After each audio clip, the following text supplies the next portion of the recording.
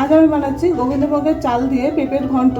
তাহলে দেখে নিন আমি কিভাবে রেসিপিটি বানাই। আমার এই রেসিপিটি যদি আপনাদের ভালো লেগে থাকে তাহলে প্লিজ সাবস্ক্রাইব করে দেবেন, শেয়ার করে দেবেন, লাইক করে দেবেন, বাড়িতে ট্রাই করবেন, কমেন্ট করে জানাবেন কেমন হয়েছে। পাশে থাকা বেল আইকনটি বাজিয়ে দেবেন যাতে আমি যখনই কোনো নতুন রেসিপি আপলোড করি তা আপনাদের কাছে সহজেই পৌঁছে যায়। আর নতুন বন্ধুদের কাছে সাবস্ক্রাইব করার অনুরোধ রইল।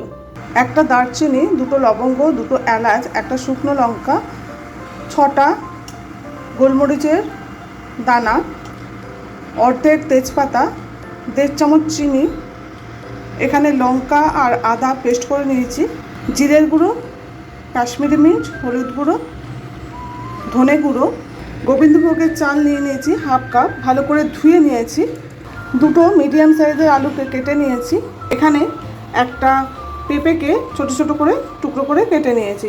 যেভাবে আলু কেটেছি সেইভাবেই আমি পেঁপেটাকে কেটে নিয়েছি। আর নিয়ে নেব 1 চামচ ঘি। রান্নাটা আমি সাদা তেলে করব। কড়াইতে আমি 2 টেবিল স্পুন মতো সাদা তেল দিয়ে দিলাম। তেজপাতা, শুকনো লঙ্কা, দারচিনি, লবঙ্গ, গোলমরিচ, এলাচটাকে আমি ফাটিয়ে দিচ্ছি।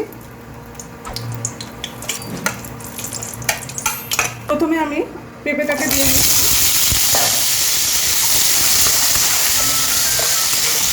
এবার আলুর টুকরোগুলোকে দিয়ে দেবো।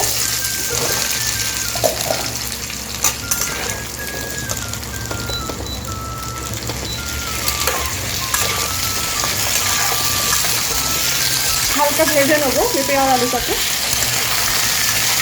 ভাজা হয়ে গেছে, এবার আমি মশলাগুলো দিয়ে দেবো। প্রথমে আমি আদা আর কাঁচা লঙ্কার পেস্টটা দিয়ে দিচ্ছি। ঝালটা আপনারা আপনাদের স্বাদ অনুযায়ী দেবেন। এবারে আমি জিরে গুঁড়ো, ধনে গুঁড়ো, কাশ্মীরি মির্চ আর হলুদের গুঁড়োটা দিয়ে দিচ্ছি।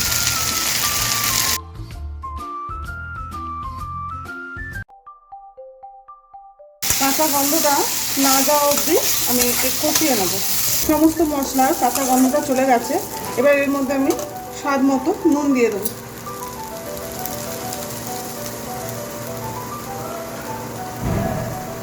নুনটা দিয়েও মিশিয়ে নিচ্ছি।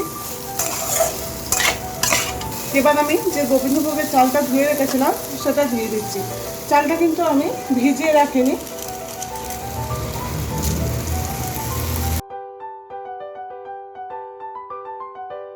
দু মিনিট নাড়াচাড়া করে নেব।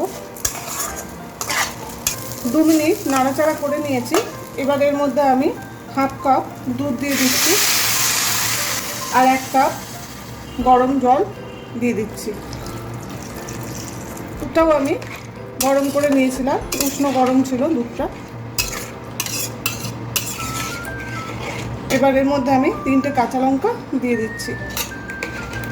এবার মিডিয়াম ফ্লেমে আমি ঢাকা দিয়ে দেবো যতক্ষণ না পর্যন্ত আলু, পেঁপে আর চালটা সেদ্ধ হচ্ছে। ঢাকনাটা খুলে দিচ্ছি। আমি মাঝখানে 2বার নাড়াচাড়া করে দিয়েছিলাম।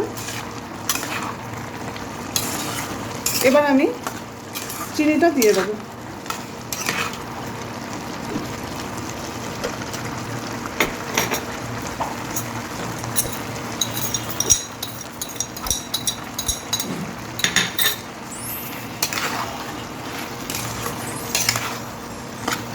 চিনিটা দিয়েও ভালো করে নাড়াচাড়া করে নিয়েছি। এবার আমি দেখব যে আলুটা সেদ্ধ হয়েছে কিনা। পেঁপেটা সেদ্ধ হয়ে গেছে, আলুটাও সেদ্ধ হয়ে গেছে দেখুন। এবার আমি ঘিটা দিয়ে দেবো। 1 চামচ মতো ঘি দিয়ে দিচ্ছি।